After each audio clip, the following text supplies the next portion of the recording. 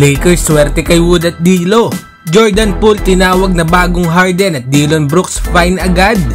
So parang nga sa unang balita mga idol ay patungkol dito kay Dillon Brooks. Bagong player nga ng Houston Rockets, Dillon Brooks, at ang debut game nga nito laban sa Pacers ay hindi nga naging maganda. Matapos nga kasi ang first 5 minutes ito na paglalaro ay na-eject nga agad itong si Brooks matapos nga matamaan ng groin area ni Daniel Theis. Sa 5 minutes ay hindi nga nakapagpakita ng maganda si Brooks with only 1 assist. At ngayon nga mga idol ay napatawan pa nga siya ng NBA ng multa dahil nga sa contact na ginawa nito kay Theis. $25,000 mga idol ang multa nga dito kay Dillon Brooks. Umani naman ang bash ang desisyon nga ng NBA dahil hindi naman daw sinasadya ni Brooks ang nangyari. Sapat na nga daw sana mga idol ang ejection na ginawa nga sa kanya. Pero ang pagmultahin pa nga ay sobra na dahil pre-season pa lamang naman daw ito.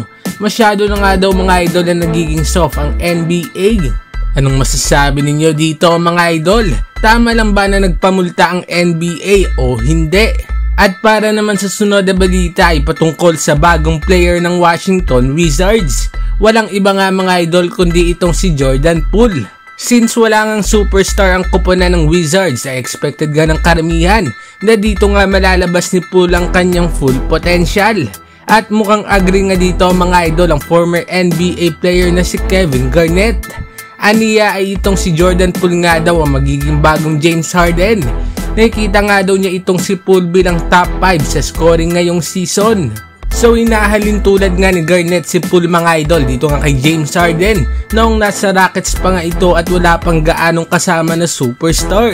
Naniniwala nga si Kevin Garnett na magiging scoring machine si Poole sa Washington Wizards. Anong masasabi ninyo dito mga idol? Agree ba kayo dito o hindi? At para naman sa uling balita ay patungkol sa Los Angeles Lakers. Mukhang maganda nga talaga ang nabuong roster nila Coach Darvin Ham at Rob Pelinka. Sa 3 preseason games nga ng Lakers ay nakakuha sila ng 2 panalo at 1 talo. Impresibo nga sa mga games itong sina D'Angelo Russell at Christian Wood. Pinapakita nga ni D'Lo mga idol ang kanyang matirik na shooting, samahan pa nga ng solid na playmaking. Underrated nga talaga itong si D'Lo pagdating nga sa kanyang IQ. Sinabi naman ni D'Lo na talagang naging liability nga siya sa depensa last season, kaya naman ay susubukan niya nga daw mag-improve dito. Habang si Christian Wood naman mga idol ay impressive nga rin ang mga ginagawa. Pakunti-kunti nga ay mas nagiging komportable daw ito sa kanyang role nga sa Lakers. At sa mga rumors ay posible nga na siya ang kukumpleto sa starting lineup ng Lakers sa regular season. Anong masasabi ninyo dito mga idol? Swerte nga bang Los Angeles Lakers sa 2 players na ito? Mag-comment sa baba at babasahin yan. Huwag kakalimutan na mag-like and subscribe para sa iba pang balitang NBA. Maraming salamat po.